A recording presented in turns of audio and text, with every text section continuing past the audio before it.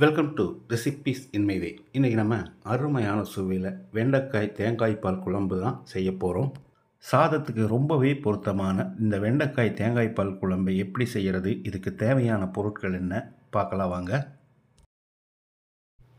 பேனில் 1 table spoon எண்ணெய் ஊற்றிக்கலாம். 200 கிராம் அளவுக்கு வெண்டைக்காயை நறுக்கி வச்சுருக்கேன், இதை போட்டுக்கலாம். இதில் ஒரு அரை டீஸ்பூன் உப்பு சேர்த்து வெண்டைக்காயை ஒரு 2 நிமிஷம் வதக்கிடலாம்.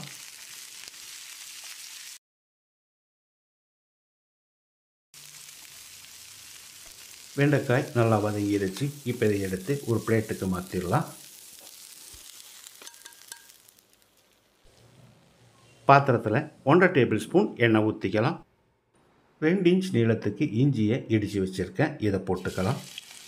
6 பல் பூண்டையும் தட்டி வச்சுருக்கேன், இதையும் போட்டுக்கலாம். ஒரு கொத்து கருவேப்பிலையும் சேர்த்து ஒரு 10-20 செகண்ட் இதை பிரட்டி விட்டுடலாம். 100 கிராம் அளவுக்கு ஒரு பெரிய வெங்காயத்தை நறுக்கி வச்சுருக்கேன், இதை போட்டுக்கலாம். வெங்காயம் லேசாக செவக்கிற அளவுக்கு வதக்கிடலாம்.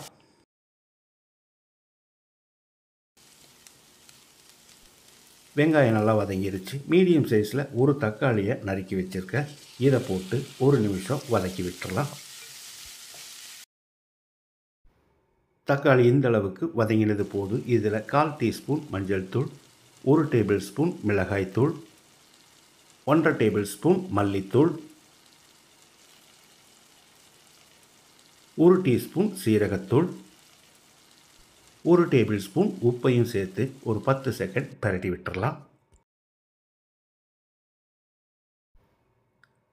இப்போ இதில் ஒரு அரை கப் அளவுக்கு தண்ணி ஊற்றி கலந்து விட்டு கொதிக்க விட்டுடலாம்.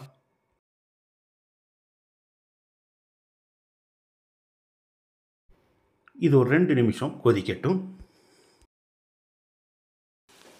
இந்த அளவுக்கு கொதித்து வந்த பிறகு நம்ம வதக்கி வச்சிருந்த வெண்டைக்காயை சேர்த்து கலந்து விட்டுடலாம்.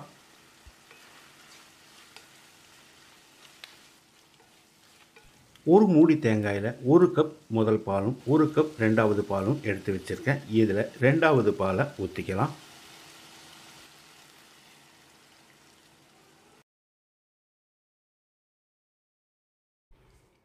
இதை கலந்து விட்டு ஒரு 5 நிமிஷம் கொதிக்க விட்டுடலாம். அப்போ தான் வெண்டைக்காய் நல்லா வேகும்.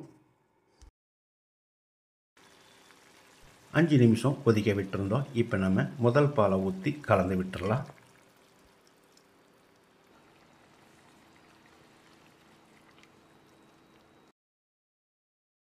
முதல் பால் ஊற்றி கலந்து விட்ட பிறகு ஒரு 30-40 செகண்ட் கொதிச்சா மட்டும் போதும்.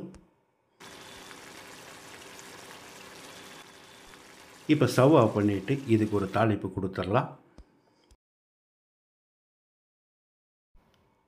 தாளிப்பு கரண்டியில் 2 டேபிள் ஸ்பூன் தேங்காய் எண்ணெய் ஊற்றிருக்கேன், இதில் அரை டீஸ்பூன் கடுகு. இதை தேங்காய் எண்ணெயில் தாளித்தாதான் நல்லாயிருக்கும். கடுகு பொரிஞ்சிடுச்சு. கொஞ்சமாக கருவேப்பிலை, 2 வரமிளகாயை கிள்ளி போட்டுக்கலாம். 7-8 சின்ன வெங்காயத்தை நறுக்கி வச்சுருக்கேன், இதையும் போட்டு 1 நிமிஷம் நல்லா வதக்கி விட்டு குழம்புல ஊற்றிடலாம். இதனோட சுவைக்கு இன்னும் கொஞ்சம் சாதம் சாப்பிடலாம்னு தோணும், அந்தளவுக்கு இதனோட டேஸ்ட் இருக்கும். அருமையான சுவையில் நான் செஞ்சுருக்கிற இந்த வெண்டைக்காய் தேங்காய் பால் குழம்பை இதே மாதிரி இதே அளவுகளோடு நீங்கள் செய்து பாருங்கள். இந்த வீடியோ பிடிச்சிருந்தா லைக் பண்ணுங்கள், கமெண்ட் பண்ணுங்கள், ஷேர் பண்ணுங்கள். சப்ஸ்கிரைப் பண்ணாதவங்க சப்ஸ்கிரைப் பண்ணுங்கள். மறக்காமல் பெல் பட்டனை கிளிக் பண்ணுங்கள்.